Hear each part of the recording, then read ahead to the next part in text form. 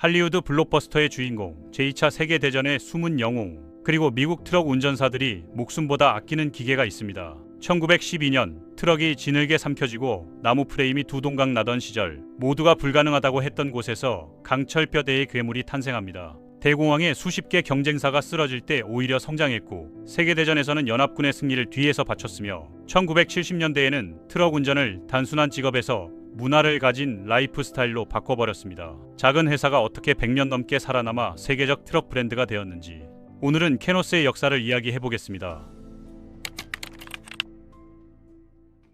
태평양 북서부 지역은 1910년대 당시 인간과 기계 모두를 극한까지 밀어붙이는 환경이었는데요. 벌목 작업자들은 무거운 목재를 운반하다가 무너져 내리는 트럭들과 씨름해야 했고, 건설 회사들은 차량이 진흙 속에 차축까지 빠지는 광경을 속수무책으로 지켜봐야 했습니다. 당시 대부분의 트럭들은 나무 프레임에 약한 엔진을 탑재하고 있었기 때문에 험준한 산악 지형에서는 금방 고장이 났거든요. 벌목업자들에게는 거대한 원목을 싣고도 일반 트럭이라면 두 동강 낼 만한 지형을 통과할 수 있는 특별한 차량이 절실했습니다. 거링거 형제가 이 문제를 정확히 파악하고 있었죠. 1912년 오리건주 포틀랜드에 거링거 모터카웍스를 설립한 그들은 처음에는 자동차와 트럭을 단순 판매했지만, 기존 차량들이 서부의 혹독한 조건에서 처참하게 실패하는 걸 목격하면서 직접 개발에 나섭니다. 1915년경 그들이 만들어낸 거식스 트럭은 6기통 엔진과 구조용 강철 프레임을 특징으로 했는데요. 경쟁사들이 여전히 나무 프레임을 고집할 때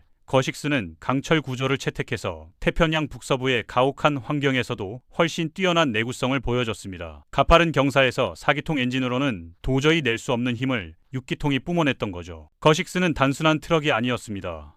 도로라고 부르기도 민망한 오솔길 수준의 길을 헤쳐나가야 하는 벌목 작업을 위해 특별히 설계된 기계였거든요. 산악지대를 지나며 장비를 운반하는 건설팀들도 다른 트럭들을 망가뜨리는 하중을 거식스가 거뜬히 견딜 수 있다는 걸 발견했습니다. 하지만 뛰어난 트럭을 만드는 것과 성공적인 사업을 운영하는 건 완전히 다른 영역이었죠. 1917년이 되자 거링거 모터카웍스는 재정적 압박에 시달리기 시작했고, 제품은 훌륭했지만 사업적 리더십이 부족해서 그 잠재력을 살리지 못하고 있었습니다. 이때 두 명의 사업가가 다른 사람들이 놓친 것을 포착했는데요. 해리 켄트와 에드거 워딩턴이 1917년에 거링거의 자산을 인수해서 거식스 모터 컴퍼니로 재편한 겁니다. 워딩턴은 시애틀에서 자동차 사업체들이 입주한 건물을 관리하면서 어떤 회사가 성공하고 어떤 회사가 실패하는지를 매일 가까이서 지켜봤고, 켄트는 해양 산업에서의 경험을 통해 가혹한 환경에서는 우수한 엔지니어링이 필수라는 걸 잘 알고 있었죠. 1919년에는 켄트가 물러나고 그의 아들 해리가 워딩턴과 함께 비전을 이어갔습니다. 새 소유주들은 주문 제작 생산 방식인 베이별 조립 공정을 유지했는데요. 이동식 조립 라인 대신 각 트럭이 개별 작업 공간을 거치면서 조립되었기 때문에 고객의 특별한 요구에 맞춰 설계를 수정할 수 있었습니다. 벌목 회사는 강화된 프레임과 특수 연결 장치가 필요할 수 있고, 건설팀은 다른 적재함 구성과 동력 옵션이 필요할 수 있거든요. 이런 맞춤화 능력이 바로 그들의 경쟁 우위가 되었습니다. 1923년 1월 22일 오전 9시 4분, 켄트와 원딩턴은 워싱턴주 시애틀에서 캐노스 모터럭 컴퍼니를 공식 설립합니다. 회사 이름은 켄트와 워딩턴의 이름을 합친 것이었지만 단순한 인명조합 이상의 의미를 담고 있었죠. 대량 생산 트럭들이 무시하는 특수한 지역 수요를 맞춤 엔지니어링으로 충족시키겠다는 그들의 철학을 상징했습니다. 1923년 3월에 첫 캐노스 트럭이 생산 라인에서 나왔고, 회사는 즉시 일반 트럭으로는 살아남을 수 없는 조건에서 버텨야 하는 벌목업자들에게 집중했습니다. 생산 수치를 보면 신중하고 품질 중심의 성장 전략이 드러나는데요. 1922년에는 연간 수십 대 수준이던 생산량이 1925년에는 주당 2대로 안정적으로 증가했습니다. 이건 대량 생산에 의한 급속한 확장이 아니라 각 트럭을 고객 사양에 맞춰 제작하겠다는 철학의 반영이었죠. 다른 제조업체들이 표준화된 모델을 밀어붙일 때 캐노스는 특정 용도에 맞춤화된 트럭을 만들었고, 캐노스 트럭이 다른 차량들을 망가뜨리는 노선에서도 살아남으며 운전자들이 알아서 주목했습니다. 1920년대는 산업 성장과 끝없는 낙관주의로 요동쳤습니다. 고속도로가 확장되고 트럭 수요가 폭발하면서 미국 경제가 호황을 누렸죠. 1929년 캐노스는 시애틀에 3만 평방피트 규모의 새로운 머서 스트리트 공장을 완공하며 번영의 시대를 맞이했습니다. 그런데 그해 10월 모든 것이 망치로 내려치듯 산산이 부서졌습니다. 주식시장이 붕괴하고 신용이 즉시 고갈되면서 트럭 회사들은 화물 수요가 사라지는 걸 지켜봐야 했고, 대량 실업은 운송할 물건이 줄어든다는 뜻이었으며, 건설 프로젝트는 중단됐고, 심지어 목재 수요가 급감하면서 벌목 작업도 둔화됐습니다. 수개월 만에 수십 개의 트럭 제조업체가 사라졌죠. 캐너스는 수요 하락과 비용 상승 사이에 끼어버렸는데, 고급 맞춤 트럭에 집중하던 전략이 갑자기 치명적인 실수처럼 보이기 시작했습니다. 프리미엄 엔지니어링을 감당할 수 있는 고객들은 사라졌고, 여전히 트럭을 구매하는 사람들은 가장 저렴한 옵션을 원했거든요. 하지만 절박함에서 혁신이 탄생했습니다. 1933년 캐노스는 전 차종에 디젤 엔진을 표준 장착하기로 결정했는데요. 이건 단순한 기술 업그레이드가 아니라 경제적 생존 전략이었습니다. 디젤 연료 가격은 가솔린의 약 3분의 1 수준이었기 때문에 현금이 부족한 고객들에게 엄청난 운영비 절감을 제공할 수 있었거든요. 같은 해에 수석 엔지니어 존 홀름스트롬이 최초의 통합형 슬리퍼 캡을 개발했는데요. 운전석 뒤에 수직 배기관이 달린 이 디자인은 캐노스의 상징적인 특징이 되었습니다. 장거리 운전자들은 이제 시애틀에서 로스앤젤레스까지 가는 노선에서 모텔비를 내는 대신 트럭 안에서 휴식을 취할 수 있었고, 피로가 올 때 안전하게 멈출 수 있게 되면서 돈도 아끼고 안전도 높아졌죠. 다각화도 이 힘든 시기 동안 캐노스의 생명줄이 되었는데요. 1932년에 소방차 제조에 진출해서 각 소방서의 특정 요구에 맞춘 맞춤형 장비를 만들었고, 시애틀 공장에서 버스 생산도 계속되어 화물 운송이 줄어들 때 안정적인 수입을 제공했습니다. 1935년에는 알루미늄 허브와 캡 그리고 범퍼를 도입했는데요. 회의론자들은 경량 소재가 중장비 작업을 견딜 수 있을지 의문을 제기했지만, 운송업체들은 빠르게 그 이점을 인식했습니다. 더 가벼운 트럭은 법적 중량 제한 내에서 더 많은 화물을 실을 수 있었고, 연료 효율도 높아져서 운영 예산을 더욱 늘릴 수 있었거든요.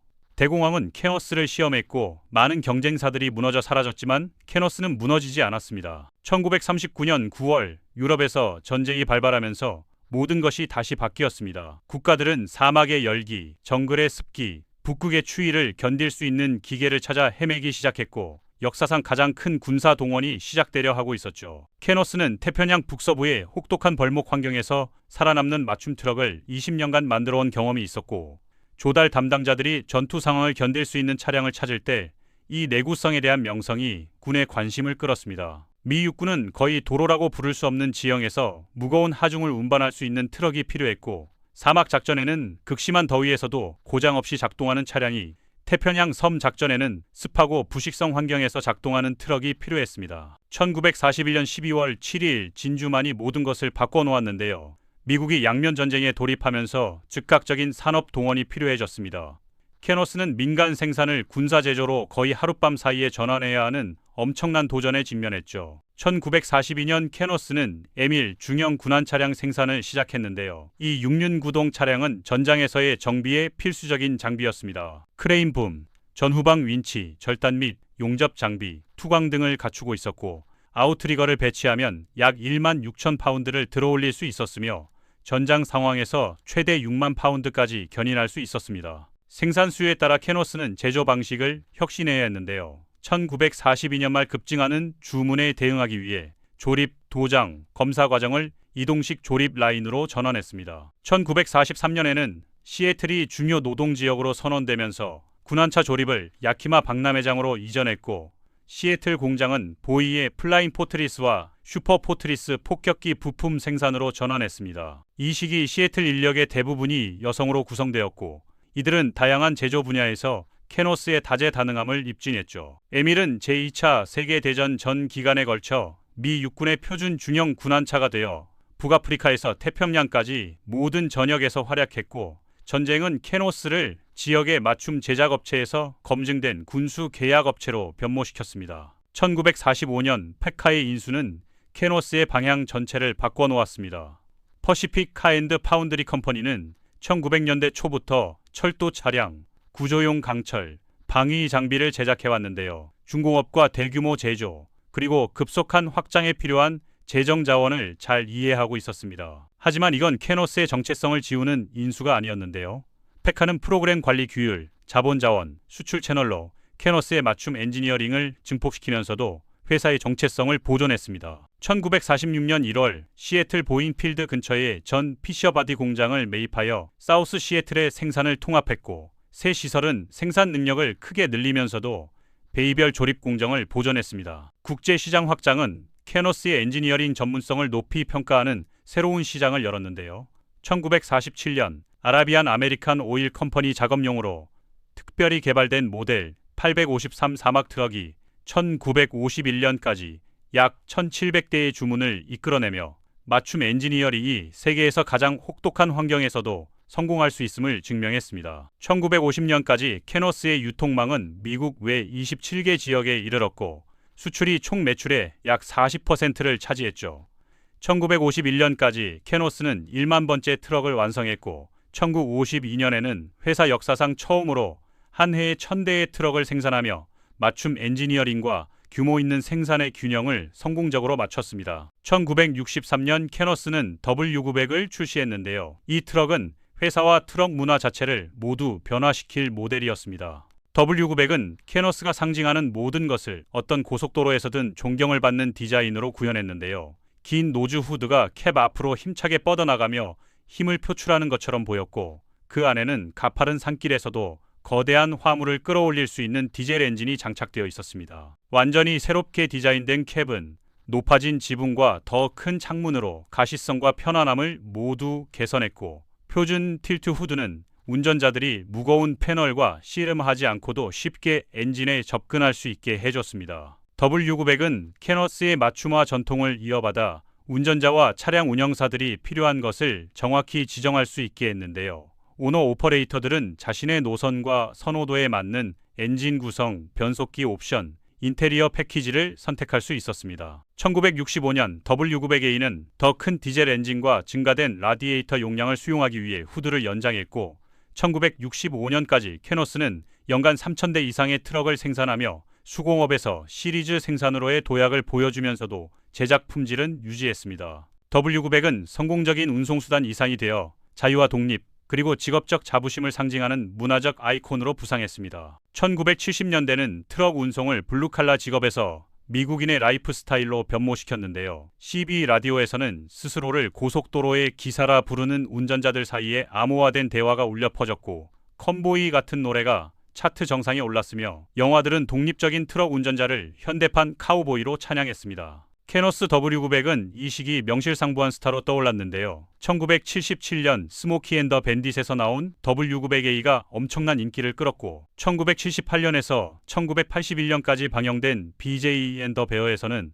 빨강과 하양의 K100 에어로다인이 주연을 맡았으며 1989년 제임스 본드 영화 살인 면허의 인상적인 스턴트 추격전에는 개조된 W900B 탱크 로리가 등장했습니다. 캐너스는 1974년 베리 임포턴트 트러커 프로그램을 시작하며 편안함과 수납 공간, 그리고 거주 가능한 공간이 브랜드 정체성의 핵심임을 강조했고 1976년에는 혁명적인 케어스 에어로다인 슬리퍼와 함께 획기적인 혁신이 도래했습니다. 이것은 서서 다닐 수 있는 높이와 트윈 스카이라이트를 제공하는 최초의 공장 생산 레이즈드 루프 슬리퍼였는데요. 이 업계 최초의 디자인은 장거리 운영자들의 생활 조건을 변화시켜 트럭 내부 환경을 외부 스타일링만큼이나 운전자 정체성의 핵심으로 만들었습니다. 1990년대는 트럭 산업이 상징하던 모든 것을 위협하는 위기를 가져왔는데요. 연료 비용이 끊임없이 상승하고 환경 규제가 조여오면서 연료를 많이 먹는 롱노즈 트럭의 오래된 이미지가 갑자기 구식이고 비용이 많이 드는 것처럼 보이기 시작했습니다. 회사의 답은 사실 1985년에 이미 공장에서 나왔지만 1990년대를 진정으로 정의한 모델이었죠. 캐너스 T600은 트럭 업계가 본 적 없는 모습이었는데요. 명예의 상징처럼 캡 앞으로 뻗어있던 전통적인 롱 후드는 사라지고 대신 T600은 극적으로 경사진 후드와 칼날처럼 공기를 가르는 조각된 보디를 특징으로 했습니다. 전통과 시각적 힘 위에 세워진 산업에서 이 급진적인 디자인 탈피는 충격을 주었죠. 엔지니어들은 워싱턴 대학교 풍동에서 축소 모델을 사용해 모든 곡선과 각도를 완성하는 데 수많은 시간을 보냈는데요. 그 결과 사랑받는 W900에 비해 공기 저항이 50% 감소하고 연료 효율이 약 20% 향상되었습니다. 하지만 T600은 가장 중요한 사람들, 바로 운전자들로부터 거센 저항에 직면했는데요. 트럭 운전자들은 경사진 노즈와 색다른 비율을 보고 즉시 엔트히터, 즉 개미핥기라는 별명을 붙였습니다. 그러나 T600은 실제 운행에서 점차 그 가치를 증명했고 1985년 말까지 캐너스 트랙터 판매의 약 40%를 차지하며 급진적인 디자인이 실제 성능 이점으로 뒷받침될 때 성과를 낸다는 것을 증명했습니다. T600의 철학은 2007년 출시되어 운영 기간 동안 6만 대 이상 팔린 T660으로 이어졌죠. 2010년대는 트럭 운송의 우선순위를 완전히 재편하는 환경 규제와 기후 우려를 가져왔는데요. 탄소 배출 기준이 강화되고 도시들은 오래된 디젤 트럭을 도심 지역에서 금지하기 시작했습니다. 페카는 2010년 북미에 MX 엔진을 도입하며 더 긴밀한 엔진 차량 통합과 미래 기술로의 가교를 알렸고, 캐노스는 여러 무배출 경로를 통해 핵심 정체성을 유지하면서 적응했습니다. 2020년 중형 도시 배송용으로 도입된 K272와 K372는 최대 200마일의 주행 거리를 제공하고, T682는 약 150마일의 주행 거리를 제공하며 T882는 업계 최초의 클래스 8 건설용 배터리 전기 트럭이 되었습니다. 수소와 자율주행은 더 장기적인 전략을 대표했는데요. 캐노스는 토요타의 연료전지 기술을 T680FCEV에 통합하여 최대 450마일의 주행거리와 20분에서 30분의 충전 시간을 가진 수소 동력 트럭을 만들었습니다. 파일럿 유닛들이 2024년 배송을 시작했고, 양산은 2025년으로 계획되어 있죠. 파일럿 프로젝트는 디젤 기준선 대비 트럭당 연간 약 74.66m톤의 COE 감소를 보고하며 환경적 효과를 입증했습니다. 1세기가 넘는 역사를 돌아보면 캐노스의 유산은 회사와 산업 자체를 정의한 핵심 원칙에 놓여 있습니다. 태평양 북서부 벌목 조건을 견딘 거식스 강철 프레임에서 아라비안 사막을 달린 모델 853, 그리고 조용히 도시를 누비는 전기 트럭까지, 캐노스는 대량 생산을 쫓는 대신 일관되게 목적에 맞는 트럭을 만들어왔죠. 1933년 통합형 슬리퍼는 모텔비를 내는 대신 트럭 안에서 쉴 수 있게 해줬고, 1976년 에어로다인 레이즈드 루프 슬리퍼는 장거리 운전의 생활 조건을 혁신적으로 바꿔놓으며 운전자를 존중하는 철학을 보여줬습니다. 제2차 세계대전은 캐노스가 전후 규모를 가능하게 한 이동식 조립 라인을 채택하도록 강제했고, 페카 통합은 MX 엔진과 글로벌 시장 진출이라는 새로운 가능성을 열어줬죠. W900과 K100 에어로다인, T600에서 보이는 캐노스의 디자인과 운전자 우선 기능들은 전 세계적으로 편안함과 공기 역학에 대한 업계 기대치를 설정했습니다. 회사는 엔지니어링 우수성과 전략적 비전으로 뒷받침될 때 전문 제조업체가 대량 생산 경쟁사들과 맞설 수 있음을 증명했죠. 맞춤형 강철 프레임에서 조용한 전기 모터까지, 캐노스의 1세기는 동일한 원칙을 보여줍니다. 목적에 맞게 엔지니어링하라는 것이죠. 오늘 영상 유익하셨나요? 구독과 좋아요는 영상 제작에 큰 도움이 됩니다.